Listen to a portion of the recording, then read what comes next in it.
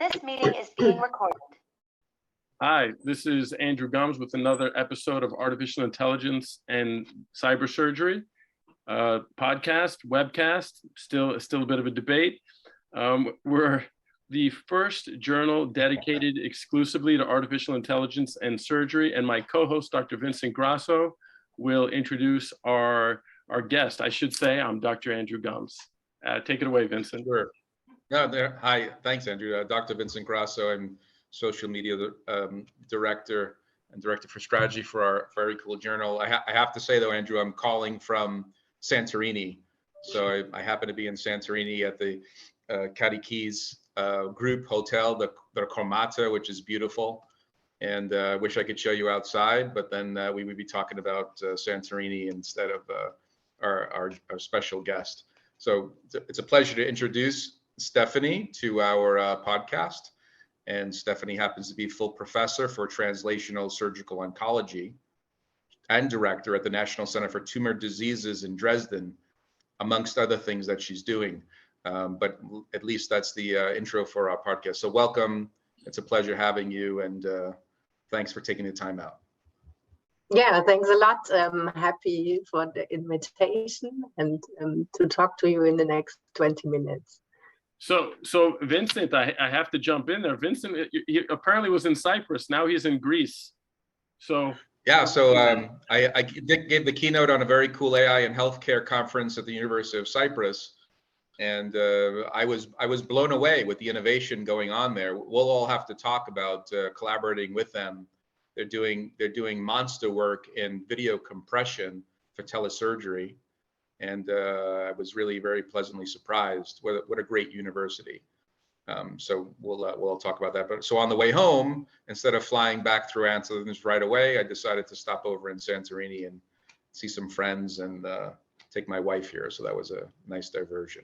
Perfect. So Stefanie, are you from Dresden, or you just work there now?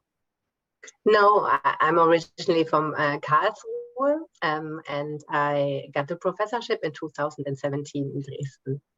Because I'm currently reading, what is it, Slaughterhouse 5, which is about Dresden during the war. I don't know if you know this, by Kurt Vonnegut. No, Sure. no, I don't know it. Yeah. It's a famous American book about a veteran who survived the burning or the bombing of Dresden. It's kind of fire burning. Fire bombing, an important anti-war book in America. But we've been digressing quite a bit. Stefanie, please let us know. You work in the Department of Surgical Oncology. Are you a medical doctor? Are you more of a computer scientist? Are you both? Could you let us know? I'm a computer scientist by training, and but I work, I think, over 15 years in this area, so in close cooperations with surgeons. And my group is located at the medical campus at the university, so we are part of the medical faculty. But I see my group or myself more as a bridge between like medicine and engineering sciences, computer science, mechanical engineering, and so on. So to combine both worlds. Oh, fantastic. Now, what is your main interest in the field of artificial intelligence? What do you focus on more of a machine learning person, more of a computer vision person, or more of a data scientist? How would you describe yourself for surgeons? I mean, remember, the main people looking at this are medical doctors. Okay. Well, I think there is not so much differentiation between these fields. I mean, we work on machine learning methods applied to surgery along the surgical treatment path. So for example, to enable pre-operative assistance, like recommendation for tumor boards, or to have like a risk stratification for the patient if there could be any complications during surgery based on pre-operative data. Then we are working a lot on intraoperative assistance. So how can we combine the gap that we have right now between robotics, the hardware part, and the assistance or the software part? and novel sensors that we can integrate. And for example, to enable soft tissue navigation with machine learning, or prediction of complications during surgery, or to enable an intuitive human-machine interaction, because there are things that a surgeon can do quite well, but there are also things that a machine can do better, for example, in assisting in repetitive tasks and so on. And then in the end, we also look at the post-operative assistance, so to predict complications in the ICU, for example. So in the end, it's all about quantifying surgical experience and make it accessible to machines. Fantastic. Have you developed a software that is being used in your institution, or are you more at the level of still analyzing the data and creating pathways? We are more at that level. So, I mean, we try to translate the things we develop into clinical practice. I think that's very important. And we have like proof of concept studies, but we don't have like certified systems that were developed by us that are in the OR. So we are at the research level before like having systems in clinical routine. And what kind of surgeries are you focusing on right now? Is it colorectal? Is it hepatic? Is it general surgery? Is it very general, or are you focusing on one organ system more than others? We are focusing on several organ systems. So mostly procedures that are done by the robot, the Da Vinci robot, like colorectal or esophageal, or also hepatic surgeries. But then we also have projects with urology, so a lot of robot-assisted surgeries, but also we are also looking at conventional laparoscopic surgeries. Nice. And you joined the editorial board. You're one of the original editorial board members. Your name preceded you, and your name was recommended by many people, as you can imagine. I don't know if you know, but we are the official journal of Women in Surgery Italia, and it's very important, a part of our mission to promote women in the STEMs. Do you know what the STEMs are? Yeah. The technology, it's an American term, science, technology, engineering, and mathematics. But you really were one of the poster childs for someone who does all of that at a very high level. So it's great to finally get a chance to chat with you. Thank you. And how is it working with the surgeons? Do you also work with non-surgeons, or is it just mainly with the surgeons? Our collaboration partners are quite diverse. I mean, naturally, we work a lot with surgeons together, because I think it's necessary, to have a clinical need and to develop systems that solve this clinical need. And this can be only done in an interdisciplinary cooperation together with clinicians who actually have this clinical need, want to apply these systems or software to improve the patient outcome.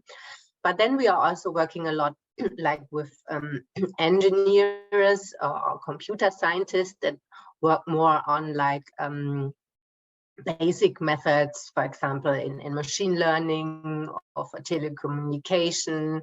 So we are involved, for example, in an excellence cluster. I'm a co-speaker of an excellence cluster that focuses on tactile internet with human in the loop. And one use case is robot-assisted surgery.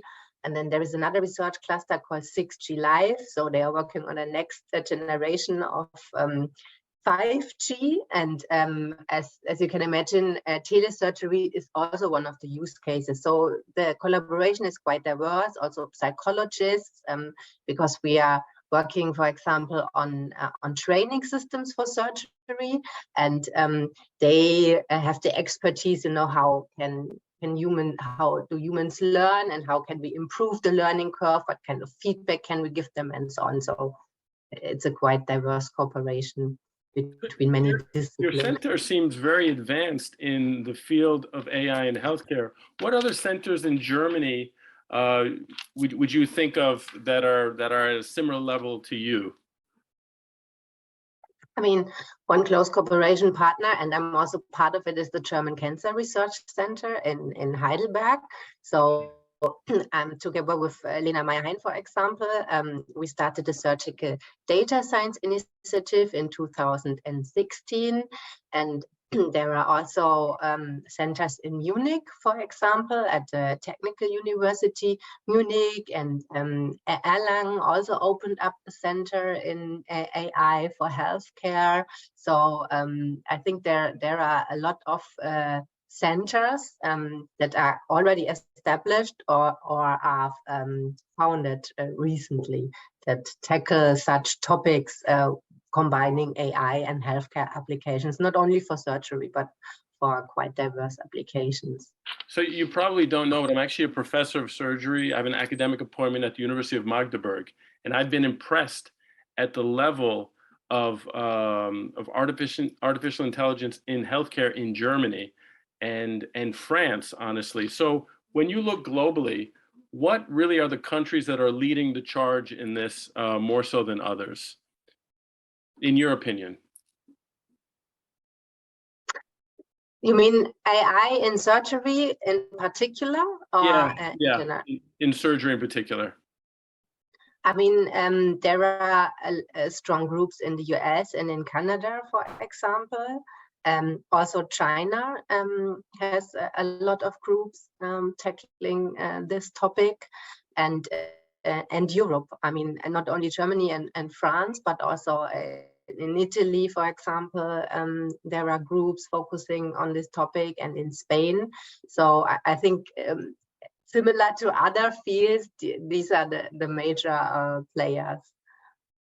Nice. And Vincent, what about down in Cyprus? What were you able to glean down there? You know, there's only 1 million people in Cyprus. They've got a very powerful computer science program at the University of Cyprus, and they've got premier computer scientists publishing in IEEE and all sorts of very innovative journals. I think it would be nice to have another call where we pick a topic that we can bring some thought leaders to the table. You know, we're just finishing the chapter in our book, right, Andrew, for telehealth and surgery, and it touches on video compression, robotics, and things. So I was completely stunned when I saw such, and not to belittle it, it's a small country, but to see what they're doing, like they're doing in, where Stefanie is and where you are in New York and Boston, serious research, really, really impressive. Well, Cyprus is really in that triangle of very small, very intelligent, very ambitious countries. And by that, I mean Cyprus, Israel, and Lebanon. To survive that many, thousands of years in that area, you have to be a hard worker, for sure. I work hard. Yeah, that's for sure. So this is exciting. So Stefanie, what are really, you think, the main hurdles for the implementation of more artificial intelligence before the operating room, after the operating room, and during the operating room? Is it a problem of ethics? Is it a problem of money? Is it a problem of convincing patients to be operated on with AI? Is it a problem convincing doctors to use AI? What do you really think is your main hurdle? I think there are several challenges. So let's start with data acquisition. I mean, first of all, the data has to be recorded somehow, and that's not usually done during surgery. I mean, some hospitals, with research groups, they might record the video data, but it's not granted. And not only the video data, but also additional device data and so on. So data acquisition, you need to have the data infrastructure. then you need to annotate the data. I mean, if we want to apply machine learning, we need large-scale data sources. But with the methods we have right now, the data need to be annotated, and that's a big or a major bottleneck right now for clinical translation, because I mean the surgeons, they don't have time to do this annotation task, which takes a lot of resources. So we have to come up with other strategies, for example, to speed up the annotation process by active learning, or to generate synthetic data with recent advances in machine learning, or to use self-supervised methods where we don't need these annotations. Then you have the methods part, and I mean self-supervised methods are part of this. I mean, it would be great if we have methods that learn on annotated data, but we need then a lot of data. Then the methods need to be explainable. I mean, if we want to apply it in medicine, right now deep learning networks are box, and I think you have to have some kind of explainability integrated. I mean, this is a huge research topic right now.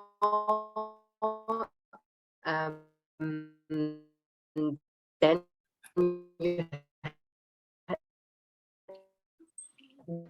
Stefanie going out, Andrew? I think we're losing Stefanie a little bit. Can do with these sources.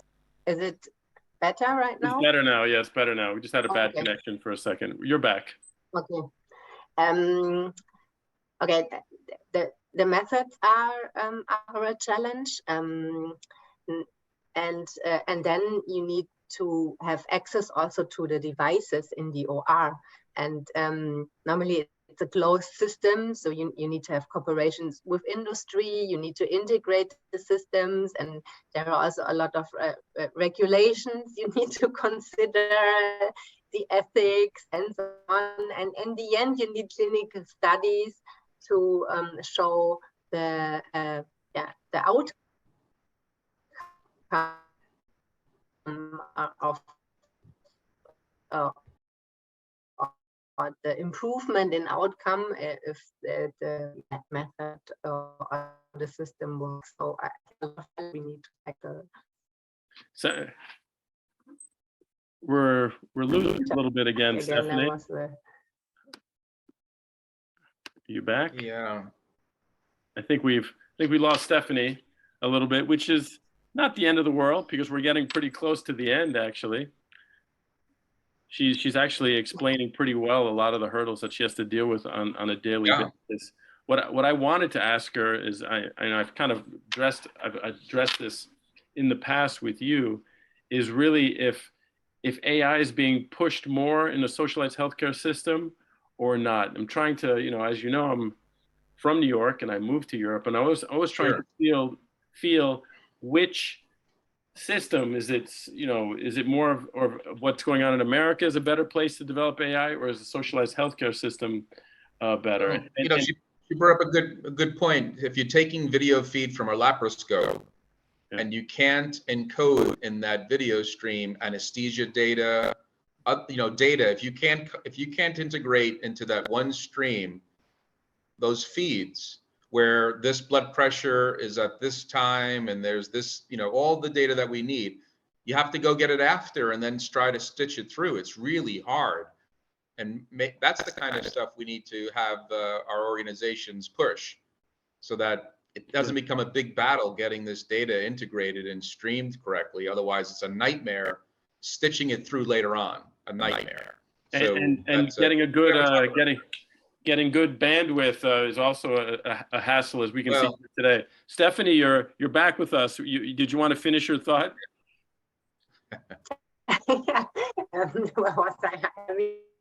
As I said, there are challenges in methods, integration, in regulation, in